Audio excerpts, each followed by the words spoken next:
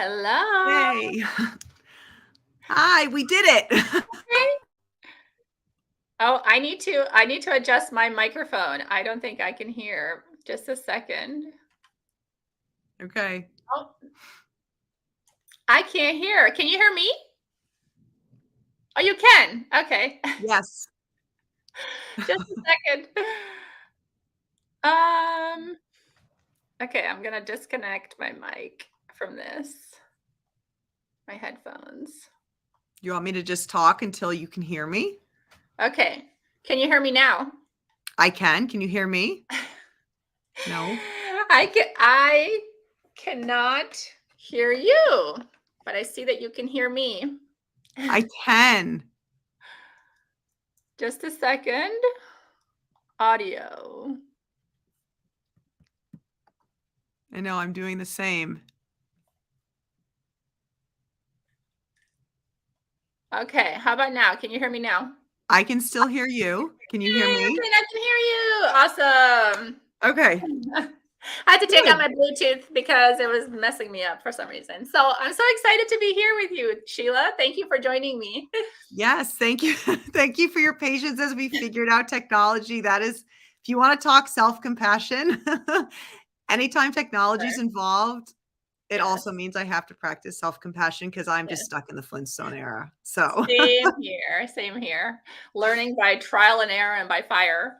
oh my gosh. So yeah, I'm so excited. So I know we're in kind of in both of our audiences. So, I'm hosting a self-compassionate parenting summit, and Sheila is one of my expert speakers, and she's an expert at how to stop yelling and how to love more. So I'm Yes. really excited that you're in my summit, and I'm excited to share our recording and our interview coming up next week. So the summit starts on Monday, October 23rd, 8 a.m. Central Time. And I'm hoping that people will tune in, and we're talking about self-compassion. So I don't know if you want to talk a little bit about, what self-compassion means to you, and just to kind of reiterate some highlights for our audiences. Yeah, I mean, I think when the first thing I think of when I think of self-compassion is just it's just the word love, quite frankly. And the age-old saying like treat others as you would want to be treated, that includes treating yourself the same way. When I started the Orange Rhino Challenge, someone introduced me to the concept of grace, and I'm like, what do you mean by that? Like it didn't even dawn on me that I should treat myself with kindness. I don't know why. But we have to be kind to ourselves if we want to stop yelling at our kids. And people are like, but time out. The kids are the problem. And the reality is, yes, kids can be frustrating. Trust me, I have 4 boys.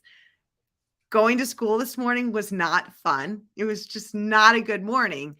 Um, but the reality is, like, I have to look within so that I can be in a good place so that when my kids are being frustrating as all can get out, I'm calm, I'm collected so that I can handle it in the most loving place. And that means if I'm having a bad morning, I got to be kind to myself. If I can't figure out technology, I have to be loving. I can't yell at myself. I can't put myself down. I can't get stuck in the, oh my gosh, you made a mistake. You're so old. You're not nearly as cool as all those people on Instagram who know how to make reels.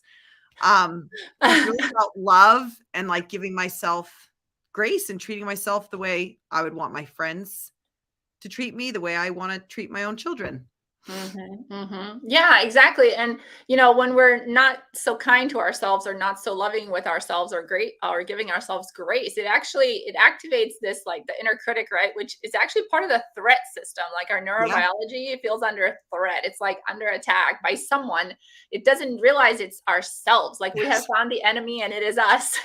Uh, totally. No, I mean, I often wonder, I mean, my parents weren't critical.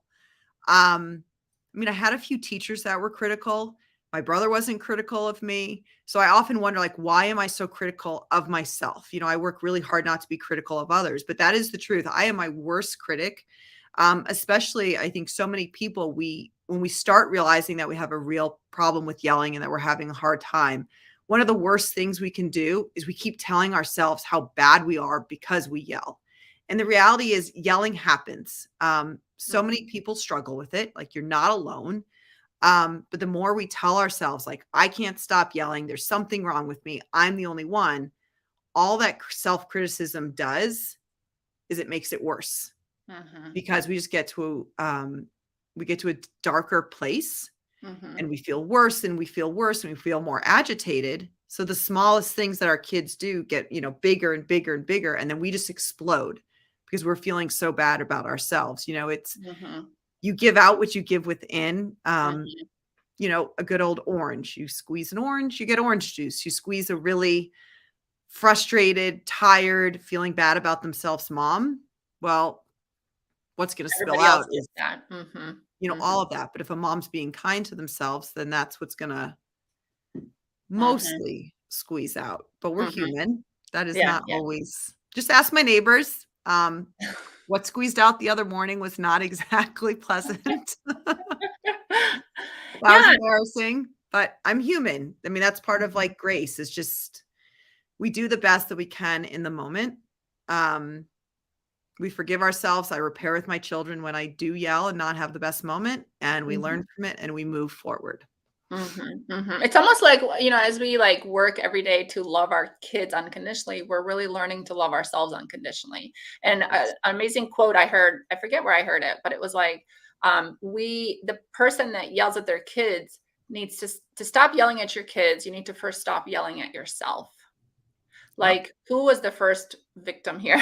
It's ourselves. And I love how you said like that you didn't necessarily get raised by yelling parents Mm-mm. necessarily. And so where could it be coming from? And part of it could just be like kind of a more sensitive nervous system, Yep. like because stress, we yell when we're overwhelmed. We yell when Yes. we're, we can't handle anymore. Like we have a certain Totally. bandwidth in our nervous system. And when that gets stretched beyond its capacity, we go into the threat defense system to try to keep ourselves safe, right? And yelling Yeah. is a way to keep like things that feel like an attack away. And so, a lot of it is just the neurobiology. And I know a lot of people that are, either highly sensitive or Yep. neurodiversity or just more stress. Like it's a nervous system thing. And any Yeah. of these things can impact that.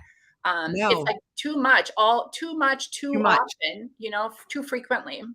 Yeah, I mean, I do have, my nervous system is special. I mean, I struggle. I have sensory processing disorder, which is neither good nor bad. Or I mean, in many ways, um, I love it because it means that I appreciate the smells more. I appreciate the ocean. Mhm, I mean, mhm. I love it, but I am more sensitive to noise, which for boys, it's a little bit Right, loud in my house. So yeah, right. that puts me more on edge. So it Mhm, does make things harder. I am more susceptible to stress in the house and all of the chaos. It makes me on edge more. Just I feel more fried a lot more mhm. quickly. Right. But the other thing is, it's not like I was raised learning how to manage stress, Right. right? I was taught my ABCs. Yeah. My sons are taught yoga in gym. They're taught mindfulness. These Mhm, things are valued now. These were not valued when I was growing up. We weren't mhm, taught to slow down. We weren't taught to pause. mhm. So it's not that I'm not excusing yelling, but I did my best in the moment with what I knew about myself and what skills I had. Right. Um, I always say, like, I grew up with my children. I didn't know about my nervous system until I had sorry, I have a fly around my head. I didn't know about my nervous system until I had 4 children. Um, this is great. I have a fly in my face. Until I had 4 children being loud and constantly touching me all day long. So much about parenting too is like you don't know what you don't know until you're in the moment. And Mhm, it's different with every single child. So, mhm, people, again, like we like to point at our child as the reason why we're yelling, but there's so many stresses, whether it's a nervous system that's a little more delicate or a stress of work, a stress of a partnership. Um, Inflation is making everything more expensive. And if we're not processing what is going on around us, whether it's the physical environment or the stresses in our life, if we're not managing it and working through it, it's going to come out in a yell. right. Right. And that's like, even though I talk to people about not yelling, sometimes it's so big that you still have to release it another way. You have to let that tension out. Some people know that exercise is their way. Sometimes I literally go in my closet and still scream because it is just that intense. I need to let it out. Yeah, and that's, I guess that's like really what stress management is, or anger management.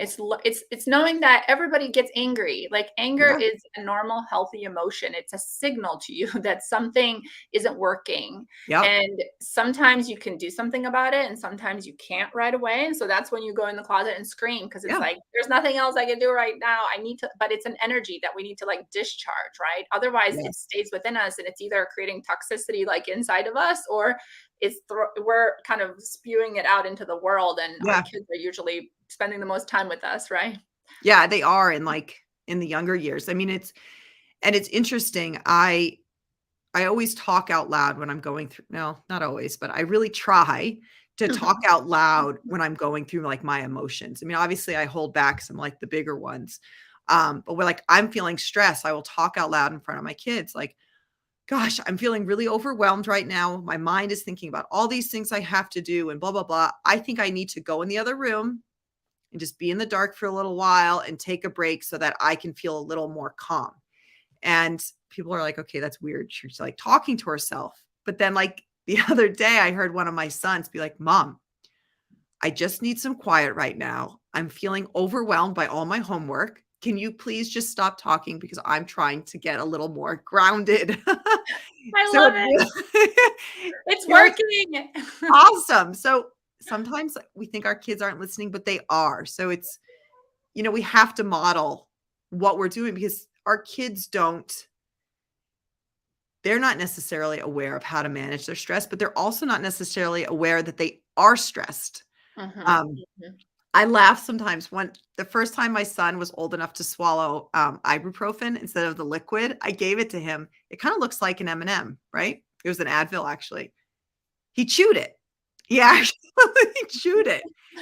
And that's when I remembered that like we take so much for granted as adults about how to do things. Our kids, likewise, they're still learning the emotions and what's going on in their bodies. So we have to model. I am Mhm, feeling like my hands are sweaty, my heart is racing. Like we have to talk out loud to teach them these things. Which actually like the free gift for like signing up and doing it is kind of teaching adults how to learn what's going on in their body because I didn't know when I started this challenge my own like signals that my body was stressed. I right. just knew that when I was being grouchy that I was like past the point.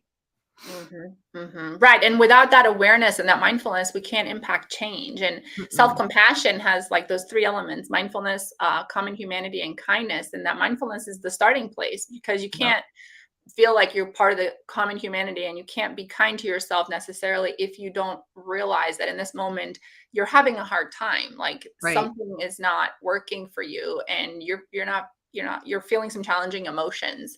And so I Yep. wanted to just kind of highlight, or kind of bring back, like, how do you see self-compassion kind of playing a role in kind of this whole process of stopping yelling? And then we can touch a little bit on the details of the summit as well. Yeah. I mean, I think one, it's the first and foremost, it's not like saying it's okay to yell, but it's you are human. Right. Like, you are having a tough moment.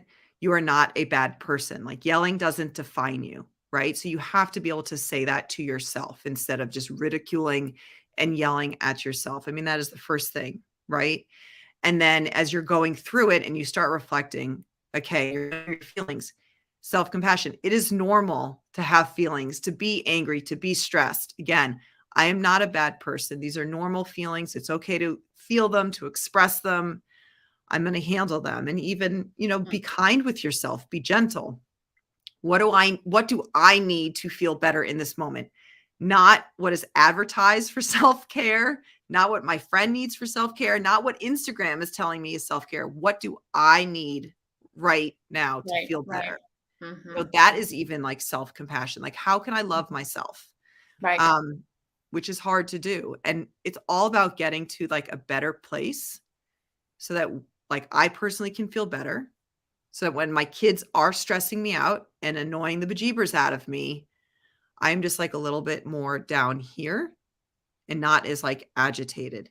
And then when I do flip my lid and I have a bad moment, like the other morning when my neighbors overheard me, um, telling myself it's okay. Like just repeating the cycle. Like you're human, You had a bad moment. You're not a bad person. We're going to move forward. It's okay. Mhm.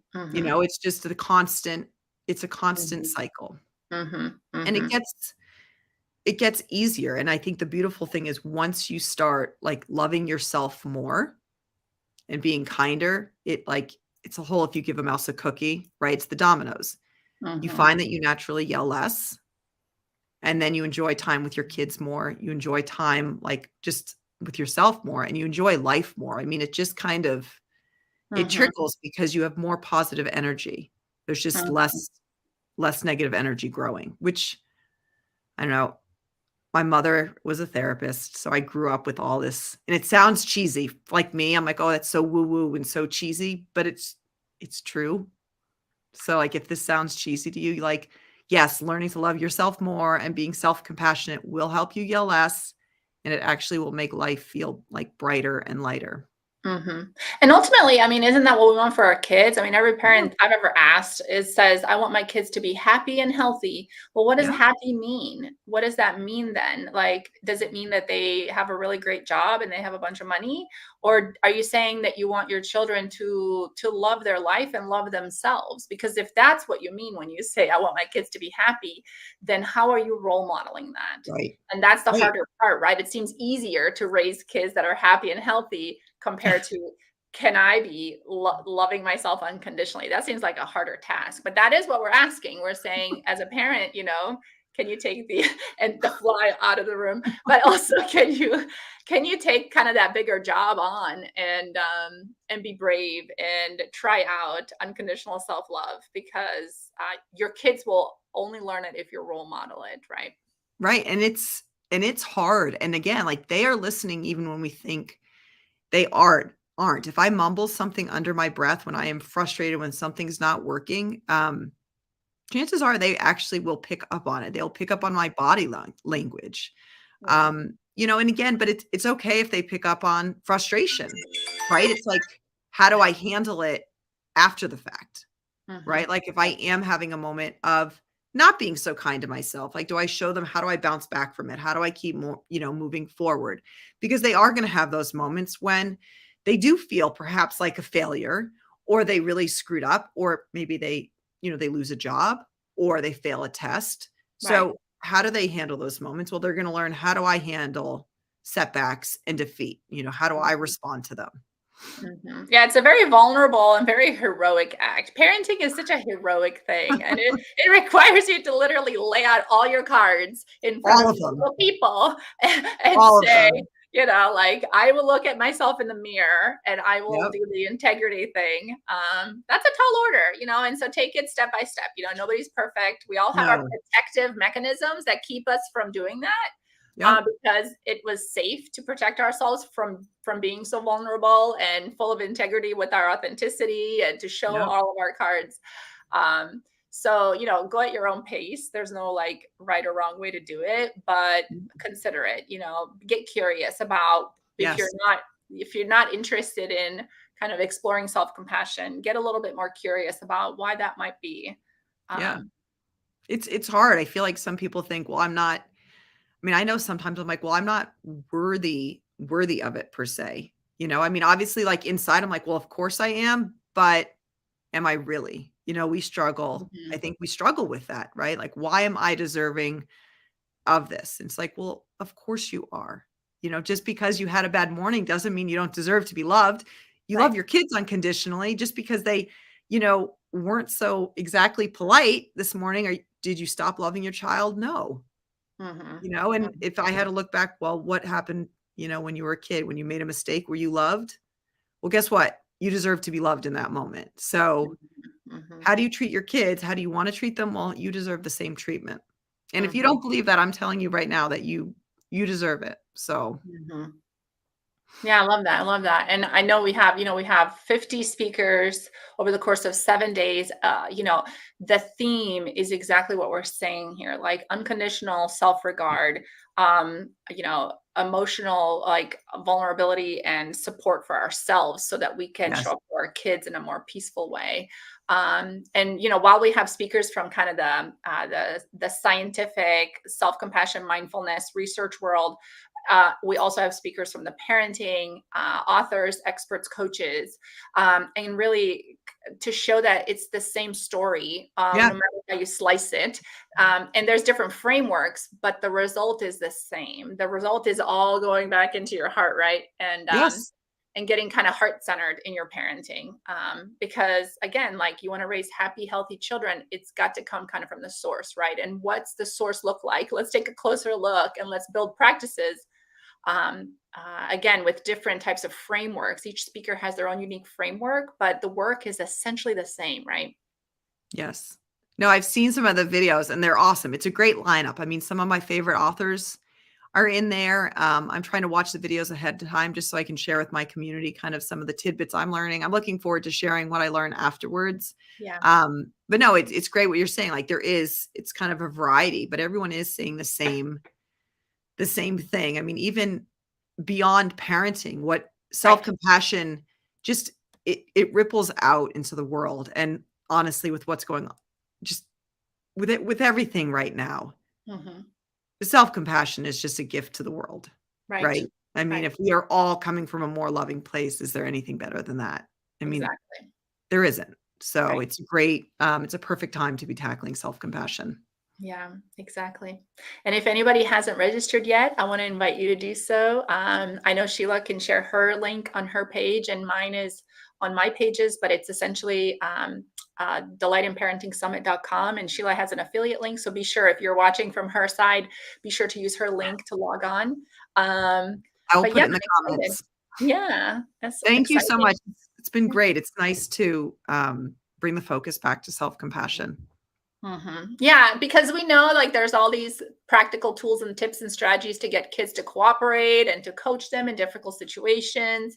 But none of that can happen unless we are kind of, first of all, like calm and centered. And so, really wanting to kind of bring more focus to kind of the parenting piece so that we can then use the parenting tips and tools. Because I know most parents, the most parents' questions are, what do I do and what do I say to my kid? Which are Right. great questions, but they're parts Yes. 2 and 3. They're not part 1. Part 1 is Mhm. which part of you is showing up in front of your kid right now? Which part of you? Is it Right. that self-compassionate, loving part? Because if it's not, you won't be able to utilize the resources of what to do No. and what to say. It won't be the same effect you're looking for. And so let's kind of put the kind of order of things kind of back to Yeah. where it's most efficient and effective. Well, I mean, it's the same as like, I mean, it's the same with kids, right? When they are having a meltdown or they're frustrated, Right. trying to get them to use a tool or tip, it's not going to go into their brains. They're not going to be able to receive it. So it's it's the same is with us. Like if we're going into a moment and we're heated, we're not going to be able to access and use the tools really well. It's like you're taking a test in high school and you're all anxious. You're not going to remember the information. So we have to be loving and grounded. Mhm. Which is kind of why I like the orange, like the rhino. I mean, the rhino is a very like solid, steady animal. It's just like a good reminder to me. Mhm, mhm. Yeah, I'm excited because we talk about kind of why you use the orange rhino. So be sure to tune in to Sheila's interview during the summit, and I know you'll be transformed by the conversations and take away some really practical ways to start using more self compassion in your parenting. Yes. Thank So, you so much. yeah, thank you so much and appreciate it. And we'll hopefully see you guys there. Have a good one. Bye, Sheila. Bye. Bye.